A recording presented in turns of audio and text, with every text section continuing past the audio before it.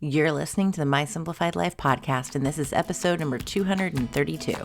Welcome to the My Simplified Life podcast, a place where you will learn that your past and even your present don't define your future. Regardless of what stage of life you're in, I want you to feel inspired and encouraged to pursue your dreams, simplify your life, and start taking action. I'm your host, Michelle Glogovac, author of How to Get on Podcasts, the podcast matchmaker, and CEO and founder of the MLG Collective. I'm excited to share my stories and life lessons with you while taking you on my own journey. This is My Simplified Life. Hey friends, welcome back to another episode. I'm your host, Michelle Glogovac. If you haven't, as a reminder, and I gotta keep plugging it, please leave a review for How to Get on Podcasts on Amazon. And while you're leaving reviews, go hit 5 stars for the podcast, My Simplified Life. I greatly appreciate it.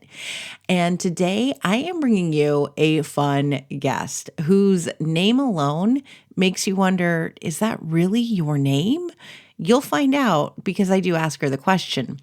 My guest is Swan Huntley, whose novel, I Want You More, is out today. It is such a fun and interesting read, and it's going to make you look at cooking shows very differently. But it's a little twisted, a little fun, and you'll probably want to also end up going to the Hamptons to spend a little summer there. Swan is someone who has always had writing on her mind in her life, and she shares with how she's gone back to her journals and what those have looked like, along with what her plans are for what's coming up. So I know you're going to enjoy listening to our conversation and meeting the one and only Swan Huntley. Hi. I'm so excited to talk to you, just so I can say Swan. Very nice of you. Thank you. Can you introduce yourself to everyone, please? My name is Swan Huntley, and my new book is called I Want You More. I love it. That was the simplest introduction I think I've ever had. It's beautiful. I'm going to start off with the question that I have because it's the only question that I have come up with that I'm very curious. Swan Huntley. Is this your real name? Did your parents really name you this? This is my real name. Yes. And my full real name is Swan Fairchild Huntley. And before my first book, I asked my brother, do you think I should put Swan Fairchild Huntley on there? He's like, too much. It's like, yeah. But Fairchild is not a family name. It's just something that they liked. And the reason I named Swan is unclear to me. My dad is dead now, so we can't put them in the same room and have them agree on one story. But my dad's story was that my mom wanted to name me after a bird, but not something conventional, like not robin. And she gave my dad the options of either ibis or swan, and he chose swan. That's his version. My mom's version, she's like, that never happened. I don't know what you're talking about. This is a family name. There's someone who came over from England 1,000 years ago named Emma Swan. It's in this genealogy report. I'll get it for you. But I'm like, okay, get it for me. You've been saying that you're going to get it for me for years. I've never seen it.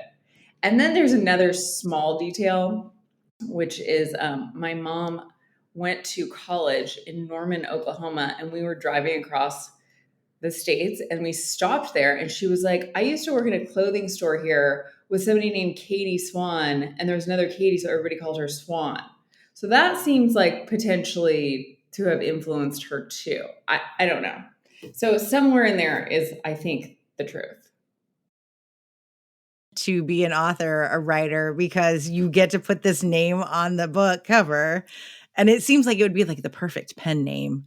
But this is truly your name. It's truly my name. Yeah, I'm happy with it now. When I was a kid, people called me Flamingo and Pigeon and stuff. And also Adam Sandler single-handedly ruined my high school years with that line in the movie Billy Madison, "Stop looking at me, Schwan."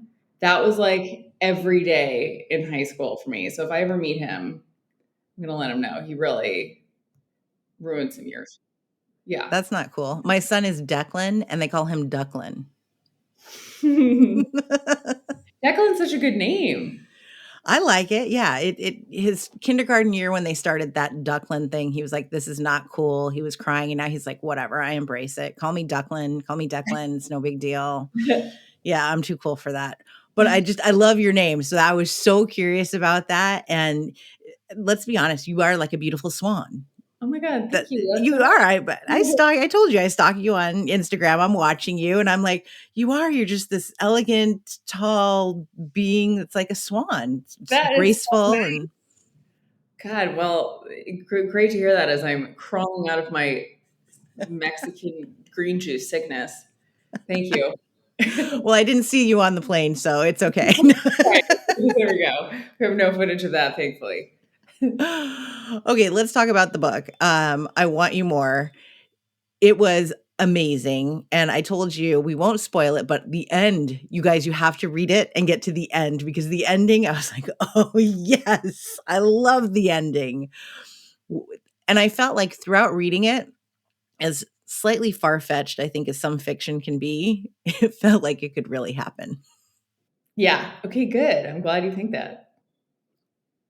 with the whole premise of the book. And I love that it started out here on the West Coast in the Bay Area. Thank you for that. Yeah, I set it in Marin County because I lived in San Anselmo for a couple of years, which was like really nice. Then I was like, what am I doing here? This is like, I'm too young and single to be living in Marin County. But yeah, it was beautiful. So I set it there, and I think I placed the character next to a dog grooming salon, which is I really live next to a dog grooming salon called the House of Dog. And so like out my window, I heard many conversations about how breeding is the worst thing that's ever happened. But okay, and then I decided to set the book in East Hampton because I spent some time there. My friend has a place there. I spent some time there a couple years ago, and I was like, this would be a really fun place to set a book. And now I'm going there to do some press stuff, and I'm like, oh, you should always set the book somewhere you want to go.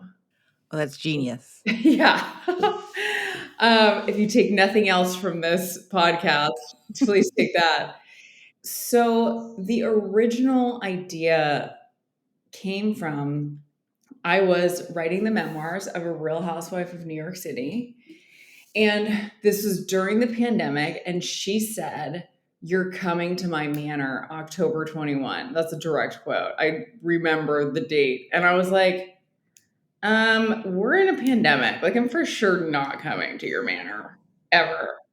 But I thought that's a really good setup. Like, what if I had been trapped in a house with this person? Or what if I had been trapped in a house with somebody? What would that be like?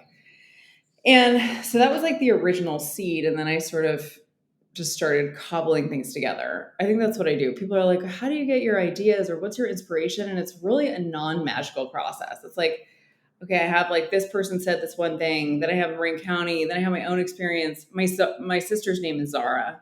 My other siblings' names are Flannery, Zara, and Fletcher.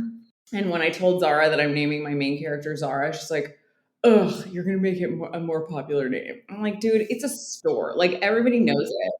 It's not It's like where it's, the royals all shop, right? oh, yeah, exactly. Um, oh my God, I watched this thing about fast fashion yesterday though, and I'm never shopping at Zara again. Um, Dark, Brandy Hellville. It's a documentary on HBO Max, side note. But yeah, that was pretty much it. And I think I love the movie Single White Female. I love the movie War of the Roses, which is all about being trapped in a house. So it has elements of both of those things and some other stuff as well. Writing the memoir as the ghostwriter of a real housewife? Because I'm a huge real housewife junkie. Oh, Did that come to fruition and is it out? oh yeah, Dorinda Medley, Make It Nice. I When you think said manor, I'm like, it has to be her. Like nobody else has a manor. Like they don't. She's the only one. You could right. have gone to Bluestone Manor. That's true. I don't know how many other people refer to their manor. Yeah. And all of her, I watch a lot. So you could have been there for Christmas time when she takes out all the weird decorations. Oh God. Yeah. I haven't really watched it, but But you wrote the memoir for her. I love it. I did. Yes. That is okay. So let's talk about you and your career too. Because how is it that I'm fascinated by a ghostwriter. Like, how do you take on this persona and then write the way they sound? And that's very much included in the book too. That's basically what the book is about, is a ghostwriter who's coming and writing this memoir of this cooking show personality. Right. You sort of have to become the other person for a little while. And that plays perfectly into some of the other themes of this book. I think I really feel like eavesdropping is my favorite hobby and maybe my profession. Like, I think that being a writer is like, yeah, my favorite place to eavesdrop is the beach because you can be really close to people and you can like sneak your one eye out of your towel and like look at people and you can get a lot of info. And a lot of people are on vacation too when they go to the beach. Like, I used to love going to this beach in Hawaii where my dad lived. And there are a lot of expectations around vacations. And like people are like, okay, should we go to the volcano now? Okay, do you want some watermelon? Like people are just like trying really hard to have fun sometimes. And you're like, oh God, this is horrible. But yeah, eavesdropping. So I think that's basically what it is being a ghostwriter, like just trying to understand what the person sounds like, which I think is, I don't know, you kind of just figure it out naturally if you're paying attention. And then the trick too is to make them sound like a real person, and you don't want it to be. It needs to be like elevated to the point of a book, so like writerly, but not overly writerly, so that it becomes unrelatable. And how do you feel as the ghost writer that it's not your name, it's not your book, but yet I mean, obviously you get the money out of it, which is awesome. But I mean, this is your work or your fruits of your labor, and then it's not your name that's going everywhere. It is very interesting, because you do become like somebody's therapist. Every single person I've written anything for says at some point, I feel like you're my therapist. And I'm like, yeah, it's a funny one-sided relationship, where like I get to know so much about this person. They don't know anything about me, really. Yeah. And then it's interesting too, because I've written books before where the agents and the people around the person will be like, oh my God, you really captured this person. And then the person will be like, what? This isn't me. So it's like, well, how do you see yourself then? Some people are seeing themselves through like a rosier lens, or that's the self that they want to give to the public, So then sometimes things get changed so that it becomes more of like a fictional memoir or a memoir with like a lot of omissions in it that reflects how the person wants to look rather than maybe who they really are. I mean, I want to do my own work full time, I don't want to write other people's books. Like it's fine, and it's like it uses a skill set that I have, and I've never been somebody who's like, I don't think I could never have a 9 to 5. I had a 9 to 5 for a little while, and it was like just not. I would go home for lunch. This is like after college. I moved to Boston for no reason. And I went to a temp agency. They placed me at Coldwell Banker Residential Brokerage, Cambridge, Mass. And I was like, lived down the street. So I would go home for lunch and I would see who's going to be on Oprah. And I was like, oh my God, I can't go back. So then I'd like email my boss and be like, my stomach really hurts. I can't come back. And I can't believe I didn't get fired. It's really hard to get like fired. Um, but it was just not my thing. So ghostwriting is something I can do on my own time. Oh my God, you're hilarious. And tell me exactly how it is that you have two books coming out right now. Because you literally have two books coming out right now. God, thank you. I have to remember to be mentioning both books all the time. Okay, so the other book, actually, it's right here. It's my coaster. Okay, you can't see this, everyone, but it's called You're Grounded, an anti-self-help book to calm you the F down. I don't know if we're allowed to cuss. You can, yeah, you can. Sure. Calm you the fuck down. And it features me as like a bird stick person. And I'm hanging on a tree because there's a whole thing with tree imagery in here. And so it's basically just like a fun these books are so fun to make. It's an interactive like journal style book about how to get grounded and how to be in the present moment in like a not annoying way, I hope. And this is my second illustrated book. The first one is called The Bad Mood Book, and it came out about a year ago. And this is like a totally A surprising tangent in my career. I went to a residency to write a novel, the novel before this one, Getting Clean with Stevie Green. And so I was supposed to be writing this novel at this residency, but I was just like, oh, I don't feel like doing this.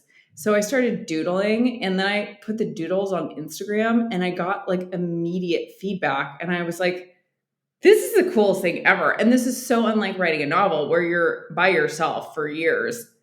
And then by the time it comes out, like I forget that people even read my books, really. It's like, it sort of feels like it just happens in a vacuum. So to get that immediate response too, and also most of the time you don't get any response from your readers. It's not like everybody's contacting you. You don't know. So yeah, then I was on a walk with my friend Nicole Tortolo, who's an agent, and I was like, dude, I cannot ghostwrite anymore. And she was like, you should do something with those illustrations. Like, here's what you should do. She told me this is what should be in your proposal, etc. So I wrote up a proposal and then it became a real thing. And I can't believe I get paid to do this. It's such a blast. I feel like rebel is the word that should describe you. Oh, really? Okay, good. You were like, I didn't want to go to work. I wanted to watch Oprah, so I'd call in sick. And I went on this residency and I was supposed to write a novel and I didn't feel like it. So I'm just, doing my own thing. Like you're just rebelling against what you're supposed to be doing, but it's all working out. Yes, it's working out for now. Yeah. So what did you want to do like in high school? And I know you went to Columbia, you got your MFA, but at what point you obviously went to Caldwell Banker for a blip? Oh, yeah. Where was the writing in this, or was it always there? Always. I always wanted to be a writer from the time I was very small. I was trying to get my little friends to write books with me when I was like in grade school, and they were like, when, they didn't really want to do it, but I was like, this is going to be fun. We're going to do it.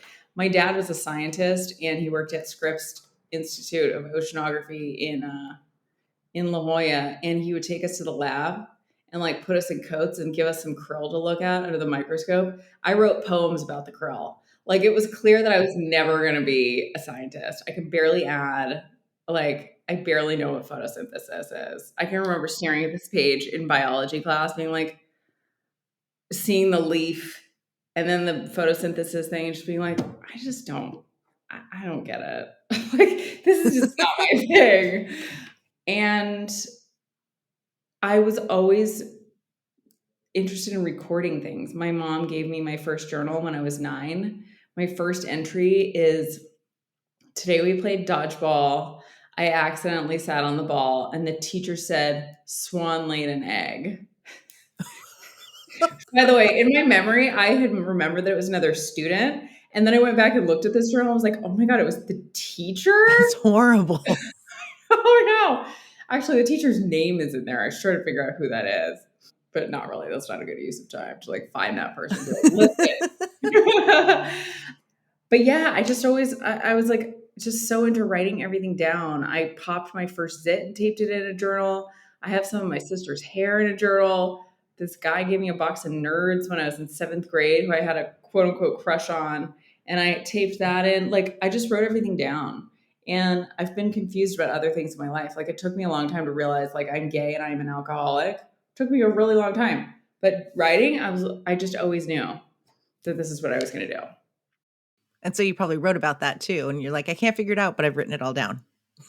Yeah, exactly.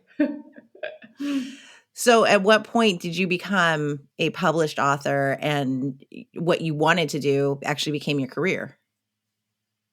I published my first novel in 2016. I was 30 or 31. I think I was 31. And now I'm 41. And God, that's crazy. What happened? I mean, I took a pretty traditional route. Like I went to college. I got an undergrad degree in, actually, was it?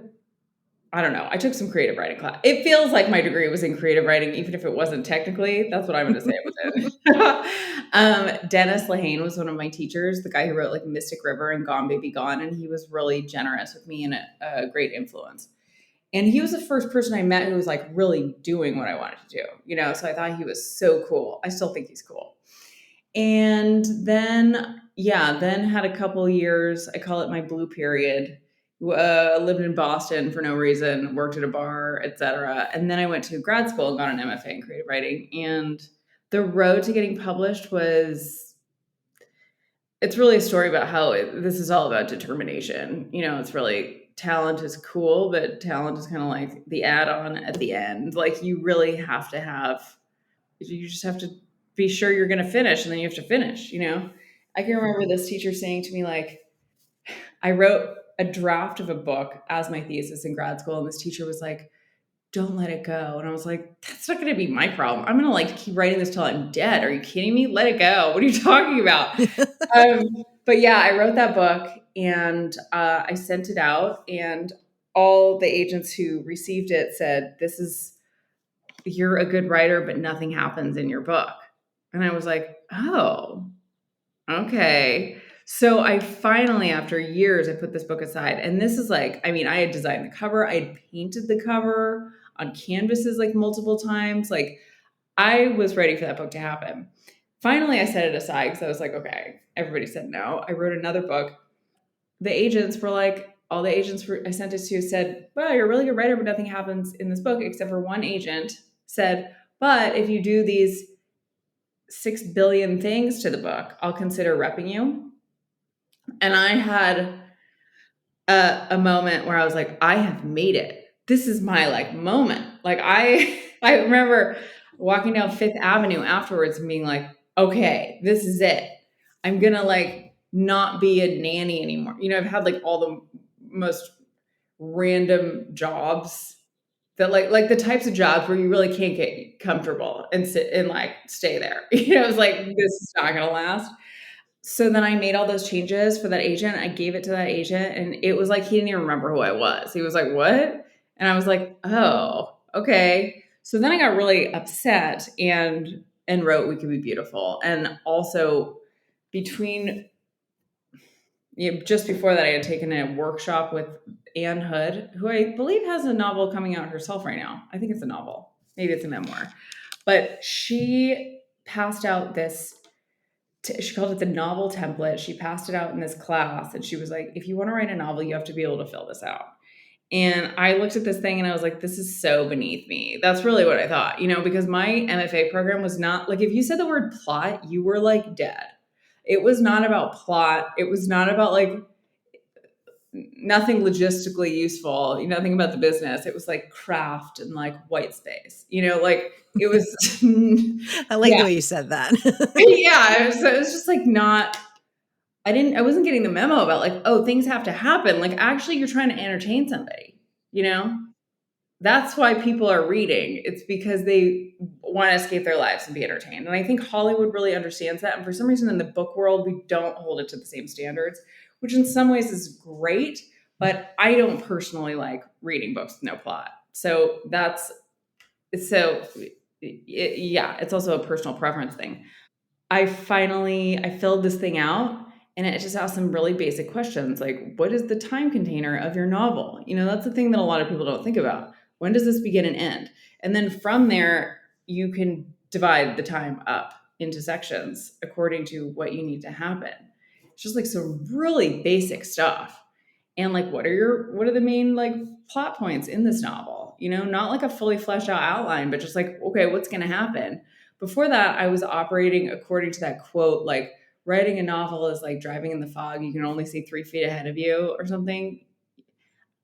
I have to look up who said that because I quote that all the time. But I was just like, okay, it's cool. I'm wandering through the dark, but it wasn't getting me what I wanted. And by the time I sat down to write that third novel, We Could Be Beautiful, which ended up being my first published novel, I was so pissed. I titled the document like things have to happen, like things are happening, I was like, okay, there's going to be a plot. It's going to be moving. Things are happening in this book. Because I was like, I can't be a nanny in Soho for that much longer. I was also living in this like cooperative house in Fort Greene, which was like entertaining, but also not somewhere I wanted to stay forever. So after I wrote that, then things happened really quickly. Then I like got the agent, it sold, etc. Like everything happened so fast. And then it's just continued. yeah, that was a really long way of answering your question, but that's when I feel my career started. But I will say, like, I thought that was going to change everything, and it's turned out to be more of like a slow climb. Like, it did change a lot. It didn't. Uh, it didn't mean that I became like a full time writer who didn't have to have other jobs. I don't even know that I thought that would happen. Maybe I did. One I could think we hope. all hope that we all hope that it just means, oh, I can just sit here and write all day now and get paid. And Yeah. yeah, that never happens. Rarely. When did you start ghostwriting? I guess like maybe 5 years ago, something like that. I moved to LA. I met this woman who had this like kind of publishing hybrid thing that she was doing. And I like ghostwrote a book for one of her clients. And then did some other books for some celebrities who like whatever. So it's yeah, not something I want to be doing with my like too much more of, but it's like not that hard for me because it's just about organizing information. But it's still a talent, like I said, to take on someone's voice and to do that. And I love that you incorporated it into I Want You More. And when everybody reads it, the funniest part, because now I have it in my head, is that this celebrity cooking woman is doing this game with, was it onions? Or what was Oh, the cucumber? a cucumber? Yeah, and I want you more, I want you more.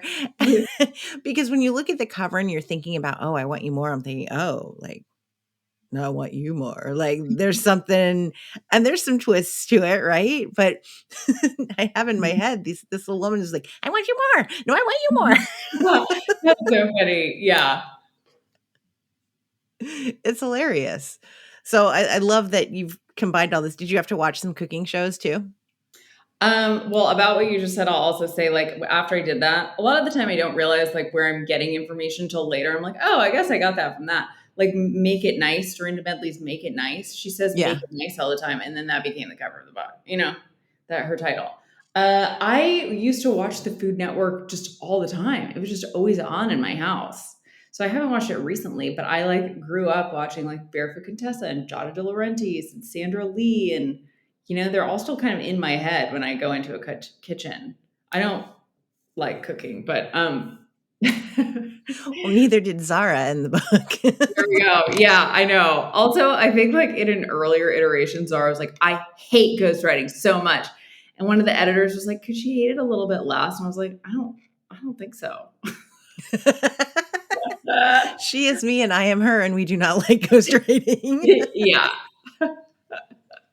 Oh my God, that's hilarious. So what's next for you? You've got 2 books coming out. I have 2 books coming out. And then I recently sold a memoir, which I'm really excited about. I have always wanted to write nonfiction. I actually, when I applied to grad school, I applied to both fiction and nonfiction programs, and I got into both at Columbia. But the fiction people gave me money, and I think if that hadn't happened, I'm not sure what I would have chosen. Which is all to say, like, I'm happy to be writing this nonfiction now. So, yeah, just sold a memoir. It's called How to Escape Yourself or Die Trying: An Addict and a Really Long Bike Ride. And it's 2 interwoven narratives. One is my addiction history, and another is my pilgrimage on the Camino through Spain, which is 500 miles from the south of France across Spain. And it's something that people did in like, I think it started in like the 10th century. It's like a penance. You would walk a really long way to be forgiven for your sins. And now it's kind of just a vaguely spiritual thing or a religious thing if you're religious.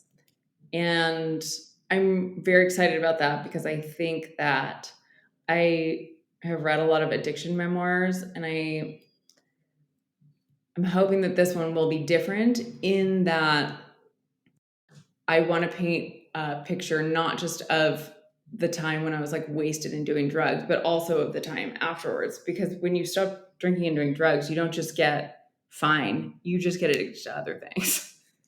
That's what really happens. And I feel Mhm. like the memoirs always end at like, I got sober, I got happy, bye. And I'm like, no, this is not, no. Like, what about when you couldn't stop eating the cookies afterwards or the binge smoking or that, it just goes on and on. But it'll be funny. It'll be, depressing, but also funny. So we can handle it. It'll be Swan. I love it. When that comes out in 2025? Yeah, next summer. Oh, then you'll come back next summer too. Oh, good. Can't wait. I will read that one too. And I need to get my hands on the journal. And yeah, we're going to do all the things, all the Swan things. Thank you. Can you share where everyone can find you and stalk you the way I have, please? Yeah. At Swan Huntley on all the things. Instagram is where I'm most active on social media, and website swanhuntley.com.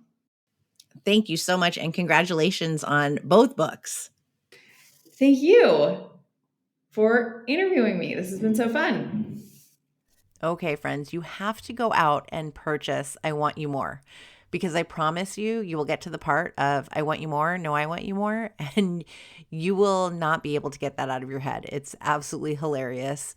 I loved hearing Swan's story from everything from her childhood and what names the kids and the teacher were calling her to what she's working on now.